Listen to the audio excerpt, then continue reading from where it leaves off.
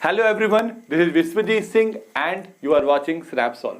तो आज जो है हम लोग कार्बन एंड इट्स कंपाउंड जो चैप्टर है उसका पार्ट 2 करने वाले हैं।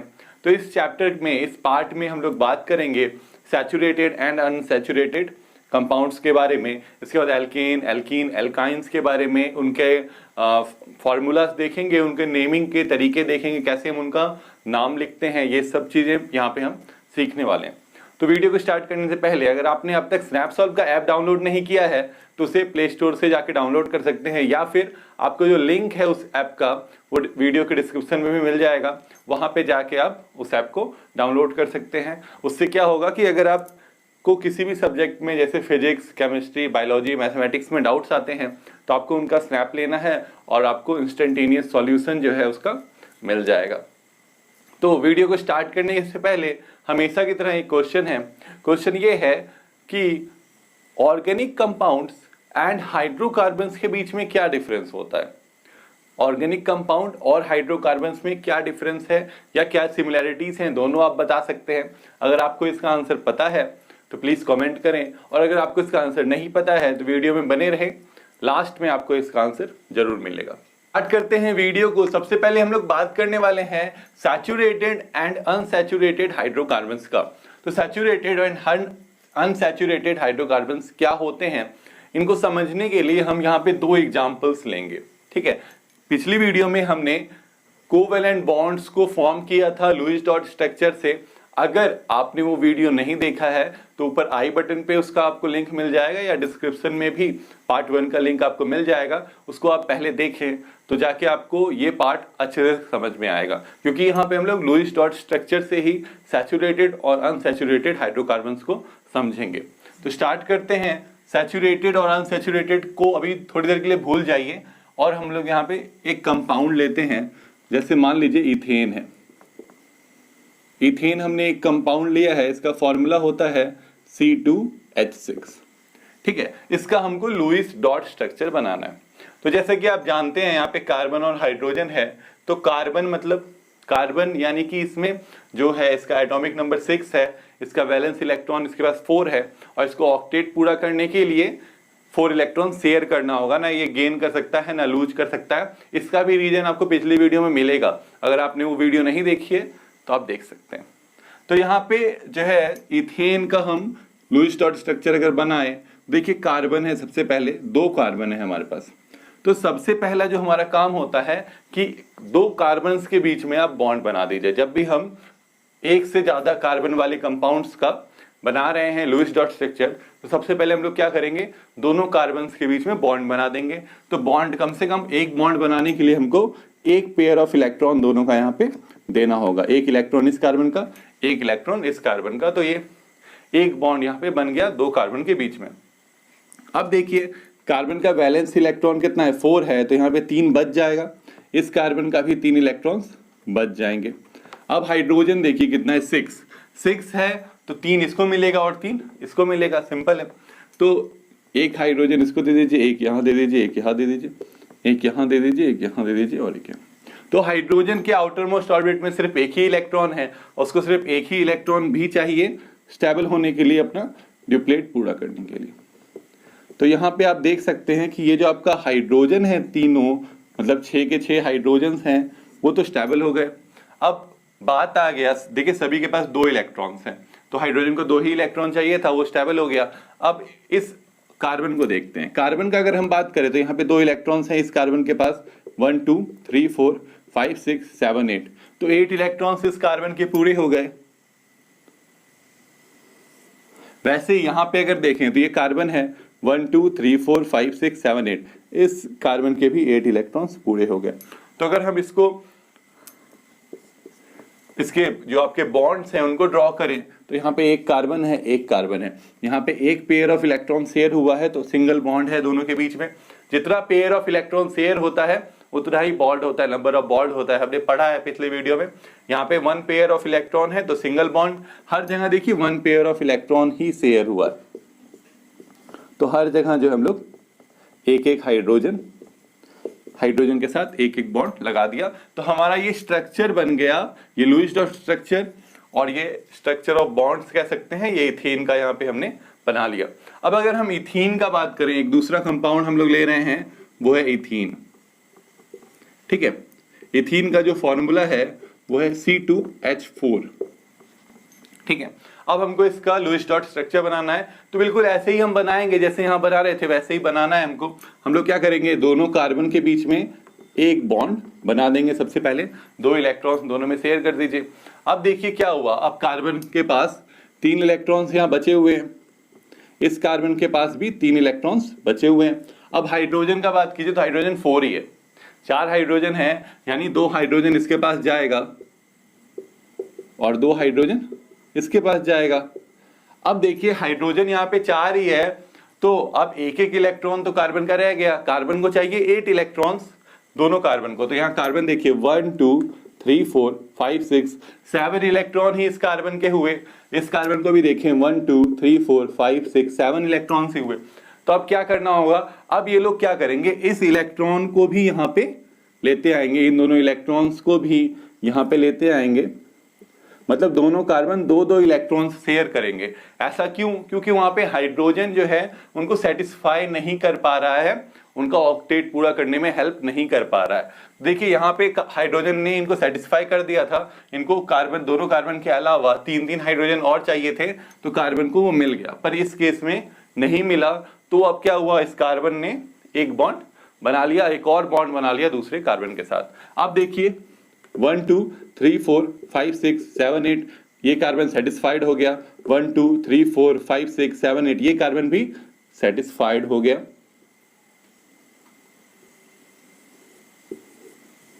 तो यहां पे देख सकते हैं आप, अब अगर हम इसका बॉन्ड का स्ट्रक्चर देखें तो यहाँ पे 2 पेयर ऑफ इलेक्ट्रॉन शेयर हुए हैं, तो यहाँ पे डबल बॉन्ड है कार्बन के बीच में, और इसके अलावा हमारे पास दोनों कार्बन से 2-2 हाइड्रोजन जो है वो शेयर हुआ है, एक एक सिंगल बॉन्ड से। तो आप इस तरह से भी बना सकते हैं, या ऐसे भी जैसे यहाँ पे बनाया है हमने, बिल्कुल सेम तरीके से इस तरह से भी इसको बना सकते हैं, कोई प्रॉब्लम नहीं है उसमें। ऐसे भी हम इसको यहाँ ड्रॉ कर सकते हैं। ठीक है, दोनों में से कैसे भी कर सकते हैं। अब एक और हम एग्जांपल लेते हैं, इथाइन। ठीक है, इसमें जो है C2H2 होता है। यहाँ हमने इथेन का स्ट्रक्चर देखा, यहाँ इथीन का स्ट्रक्चर देखा। अब एक और एग्जांपल ले रहे हैं, इथाइन। इथाइन में देखिए क्या है, C। ठीक है, फिर हम लोग क्या करेंगे, 2 कार्बन है, दोनों के बीच में आप एक कम से कम पहला बॉन्ड बना दीजिए। अब कार्बन के पास कितने इलेक्ट्रॉन्स बच गए, 3 इलेक्ट्रॉन्स दोनों कार्बन के पास बचे हुए, क्योंकि 4 इलेक्ट्रॉन्स आउटर मोस्ट ऑर्बिट में है कार्बन के। अब तो एक हाइड्रोजन ये लेगा, दूसरा हाइड्रोजन इसको मिल जाएगा। अब देखिए क्या हुआ, अब 2-2 इलेक्ट्रॉन्स दोनों कार्बन के क्या कहते हैं, बॉन्ड नहीं बना पा रहे हैं। अगर नहीं बना पाएंगे तो कार्बन तो अनस्टेबल रह जाएगा। कार्बन का देखिए 1 2 3 4 5 6, इसका भी 6, इसका भी 6 ही इलेक्ट्रॉन हुआ है, इसको 8 करना है। तो 8 करने के लिए लोग क्या करेंगे, अब यहाँ पे जो इलेक्ट्रॉन्स हैं इनके, ये यहाँ आ जाएंगे।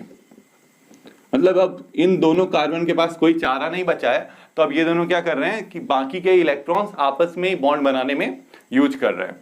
यानी कि अब देखिए, अब 1 2 3 4 5 6 7 8 ये कार्बन सेटिस्फाइड हो गया, इसको भी 1 2 3 4 5 6 7 8 ये कार्बन भी सेटिस्फाई हो गया। हाइड्रोजन तो है ही, 2-2 इलेक्ट्रॉन्स को चाहिए, तो यहाँ पे देखिए ट्रिपल बॉन्ड फॉर्म हुआ।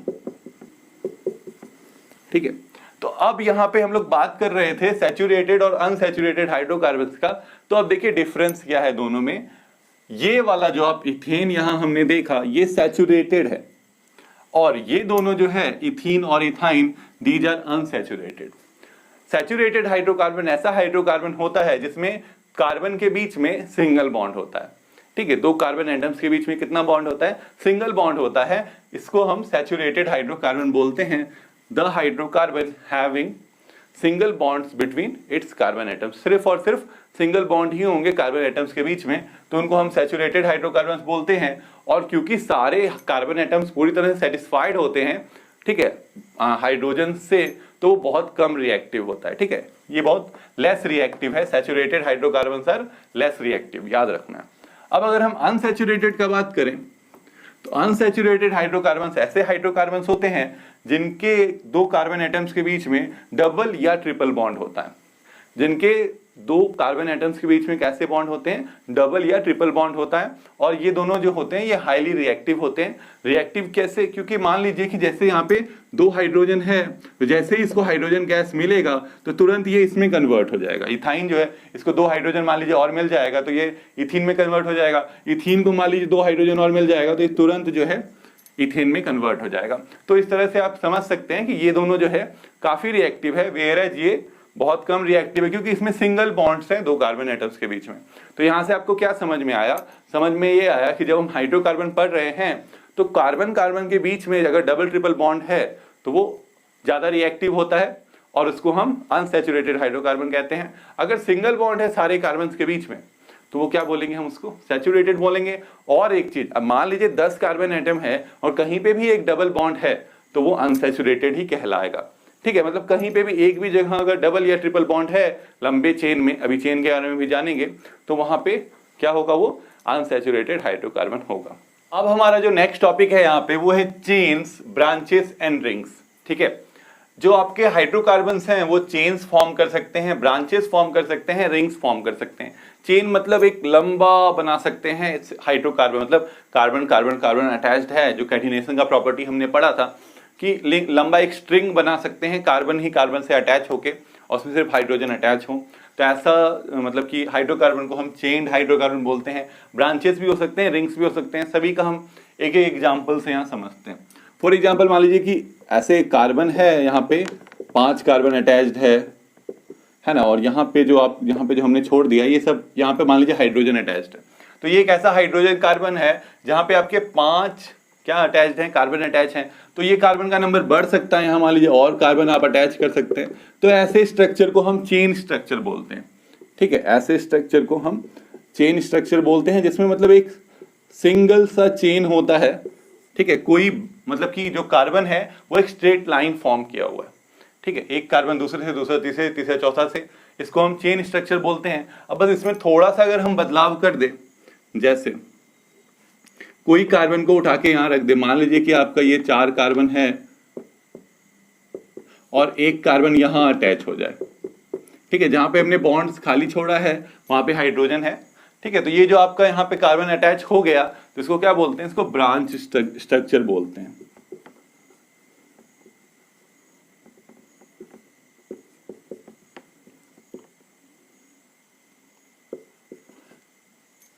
इसके बाद अगर हम रिंग्स का बात करें तो ऐसा भी हो सकता है कि कार्बन आपस में इस तरह से अटैच हो जाए कि वो एक रिंग फॉर्म कर ले, क्लोज लूप फॉर्म कर ले। ठीक है, मतलब पूरी तरह से क्लोज्ड हो, इस कार्बन से बॉन्डिंग शुरू हुआ और इस कार्बन पे अटैच हो गया, तो यहाँ पे जो है आपका इस तरह से स्ट्रक्चर बनेगा। ठीक है, तो ऐसे स्ट्रक्चर को हम चेन स्ट्रक्चर बोलते हैं, ऐसे स्ट्रक्चर को ब्रांच स्ट्रक्चर बोलते हैं और ऐसे स्ट्रक्चर को रिंग स्ट्रक्चर बोलते हैं।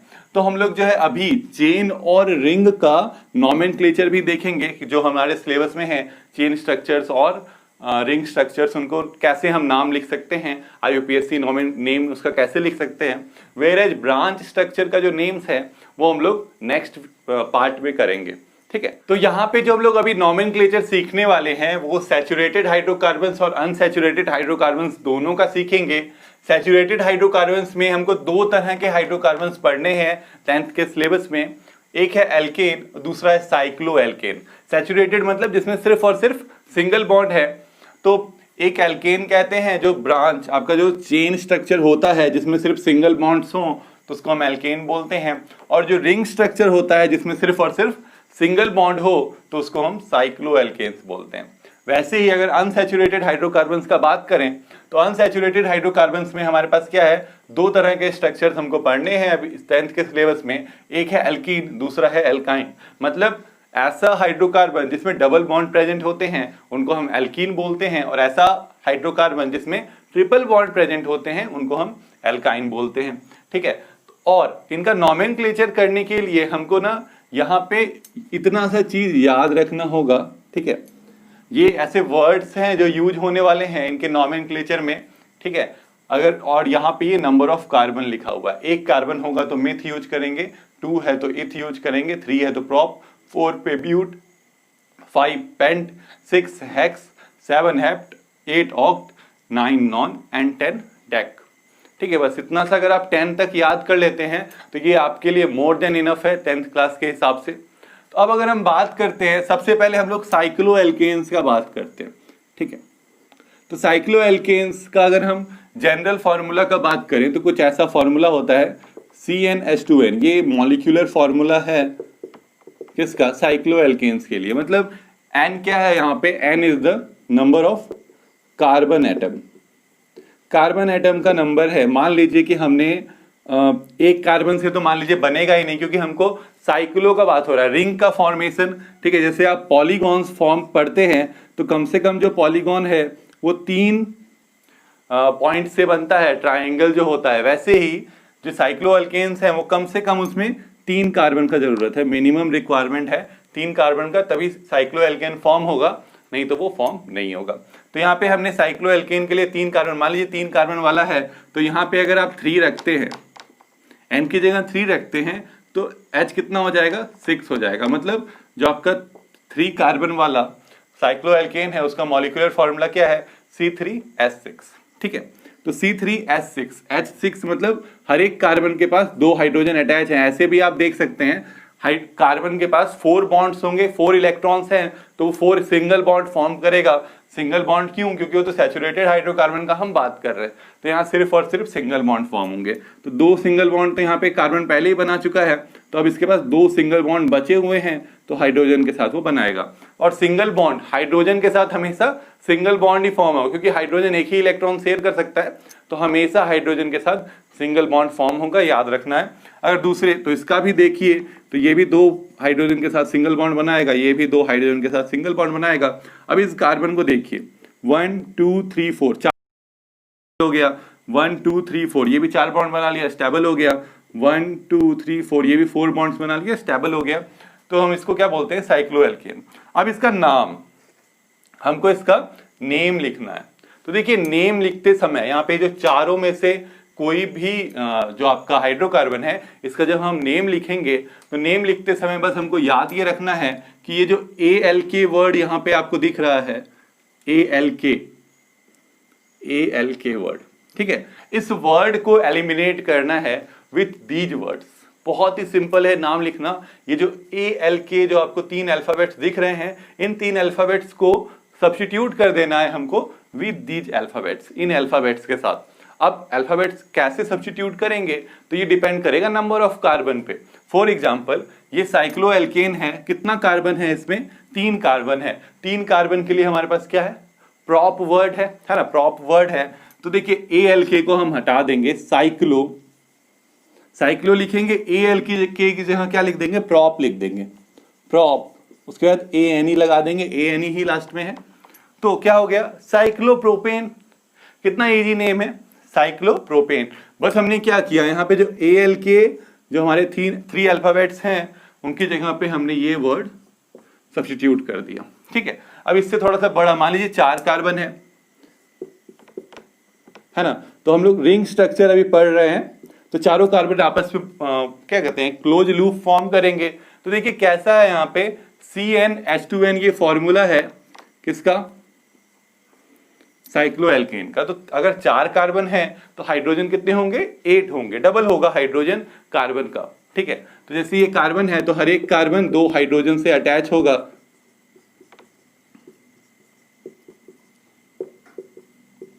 देखिए 1 2 3 4 1 2 3 4 1 2 3 4 सभी कार्बन्स के 4 बॉन्ड्स कंप्लीट हो गए। मतलब क्या हुआ? ये चारों कार्बन सेटिस्फाइड हैं। अब इनका नेम लिखना है। तो देखिए साइक्लो एल्केन है, साइक्लो एल्केन है, इसके बाद हमको क्या करना है? हमको ALK वर्ड को एलिमिनेट करना है। ALK वर्ड को किससे एलिमिनेट करेंगे? नंबर ऑफ कार्बन के हिसाब से। यहाँ पे कितना है? 1 2 3 4 4 कार्बन है, 4 कार्बन के लिए हमारे पास कौन सा वर्ड है? ब्यूट वर्ड है। तो साइक्लो लिख दीजिए सबसे पहले, साइक्लो तो लिखा ही है, साइक्लो लिख दीजिए। इसके बाद ALK की जगह पे हम कौन सा वर्ड डाल देंगे? ब्यूट डाल देंगे। उसके बाद ANE लिखा हुआ है, तो अब इसका नाम क्या हो गया?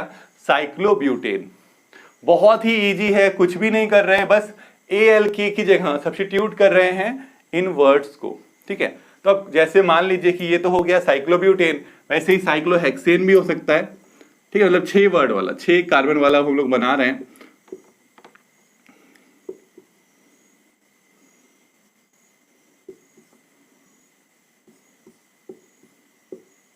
ठीक है, तो यहाँ पे आपके 6 कार्बन से हमने पहले बॉन्ड बनाया। ठीक है, ऐसे ही बनाना है, रिंग पहले फॉर्म कर लेना है कार्बन का। इसके बाद हमको क्या करना है, हमको डबल, जितना कार्बन है उसका डबल हाइड्रोजन वहां प्लेस करना है, मतलब हर कार्बन के पास 2 हाइड्रोजन होगा। ठीक है, जहां पे हमने ये बॉन्ड बनाया मान लीजिए वहां पे हाइड्रोजन है। ठीक है, तो अब इसका नाम लिखना है हमको, बहुत ही इजी है। फिर से क्या करेंगे हम लोग, एल के वर्ड को एलिमिनेट करेंगे। साइक्लो पहले लिखा है तो चलिए साइक्लो लिख देते हैं। अब 6 कार्बन है तो 6 कार्बन के लिए क्या वर्ड है, हेक्स वर्ड है, हेक्स लगा दीजिए और लास्ट में ANE लिखा है तो ANE लिख दीजिए। तो इसका नाम क्या हो गया, साइक्लोहेक्सेन।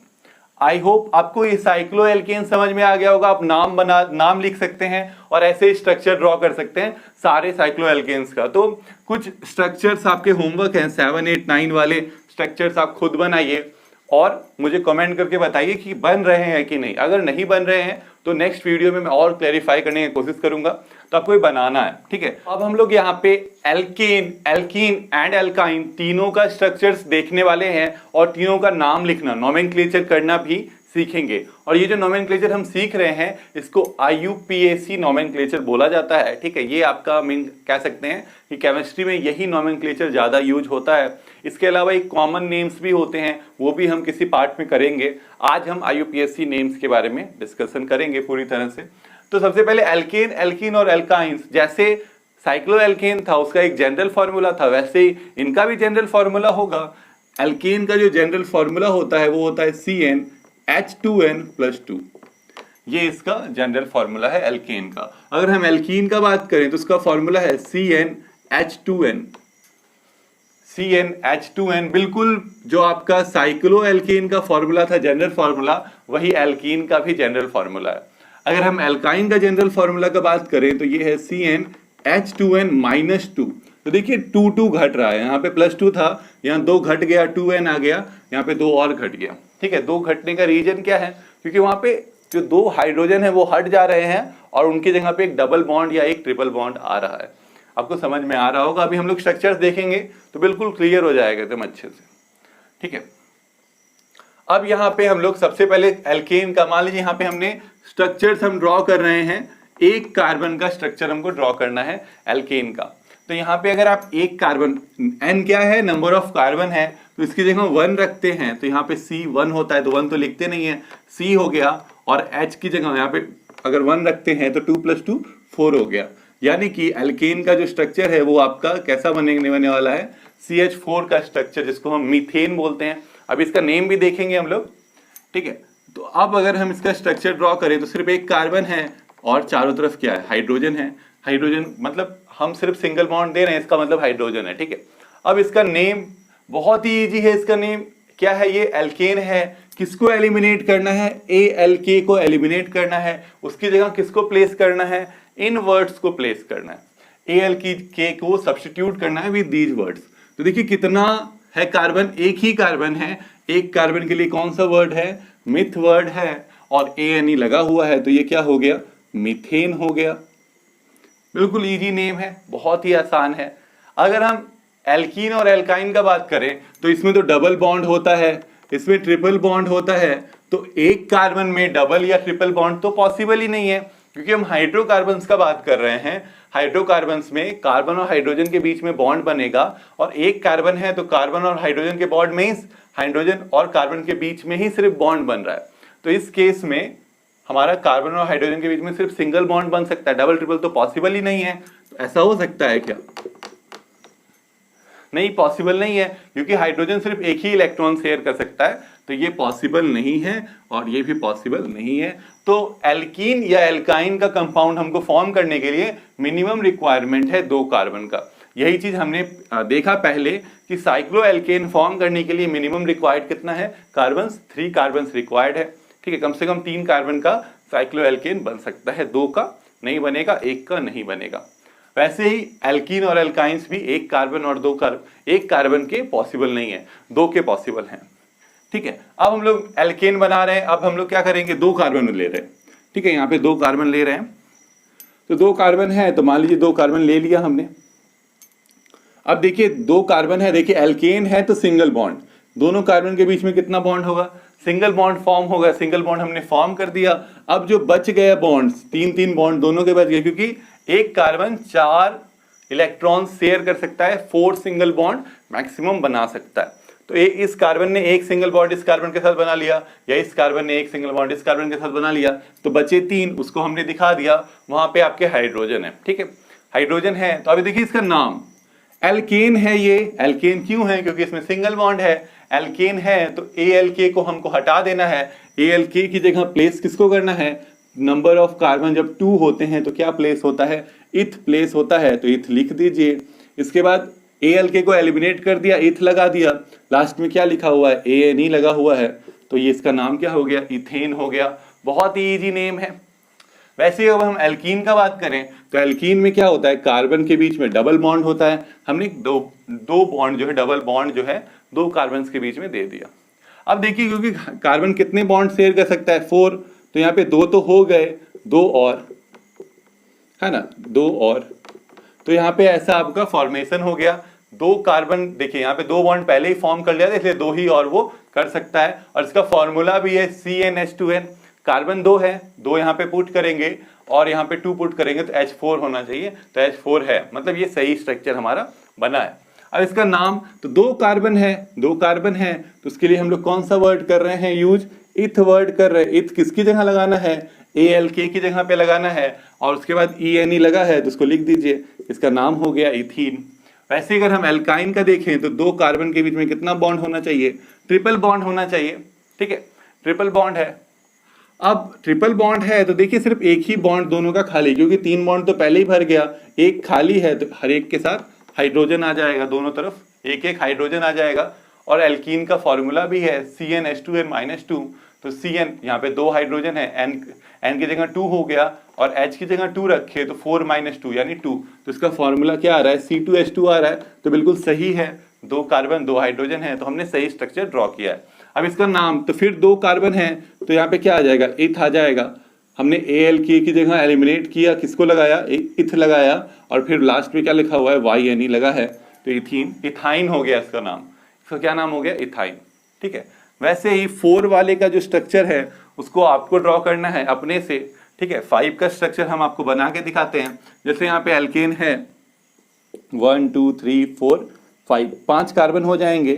ठीक है, और हर एक के साथ हाइड्रोजन अटैच है। देखिए इस कार्बन के साथ एक ही बॉन्ड बना हुआ है, तो 3 हाइड्रोजन के साथ वो अटैच होगा। अगर हम इस कार्बन को देखें तो यहाँ पे भी एक बॉन्ड है, यहाँ पे भी एक बॉन्ड है, तो ये कितने कार्बन हाइड्रोजन के साथ अटैच हो सकता है? 2 हाइड्रोजन, क्योंकि 2 पहले से ही फुलफिल्ड है। इसमें भी वही सेम चीज, 2 फुलफिल्ड है, 2 चाहिए, और 2 फुलफिल्ड है, 2 और चाहिए हाइड्रोजन। और इसको देखें तो यहाँ पे सिर्फ एक ही कार्बन के साथ बॉन्ड है, तो यहाँ पे 3 हाइड्रोजन अटैच होंगे।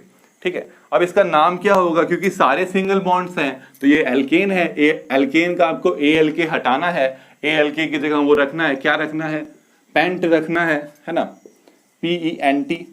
इसके बाद लास्ट में ANE लिखा है, तो लिख दीजिए, इसका नाम क्या हो गया?